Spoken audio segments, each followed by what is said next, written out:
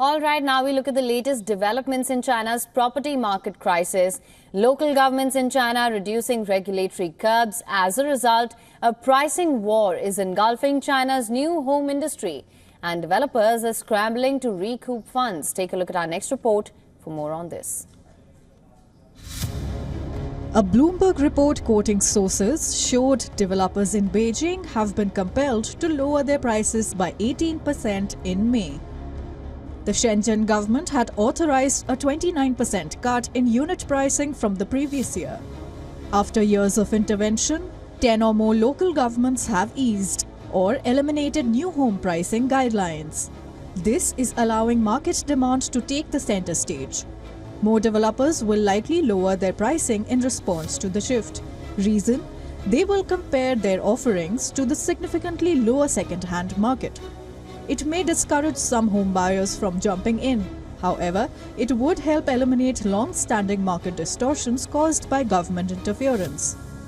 Still, that spells trouble for the incremental improvement in home prices seen in July. In a fundamental shift, existing home sales overtook that of new ones in China for the first time last year. New home values have declined 7.2% from June 2021. About half of the 13.6% drop seen in existing home prices. According to Centerline Group, the prices of second-hand residences in Shenzhen have fallen by 37% from their peak in May 2021. In Guangzhou, Beijing and Shanghai, they have fallen by almost 27% from their highest points. Many developers are relying on sales to appease debt holders and stave off bankruptcy. They are cash-strapped and have been in default for over a year. Bloomberg also reports that over 80% of China's top 200 real estate firms are in some default. China Real Estate Information warned that more may be on the way since the market has not recovered.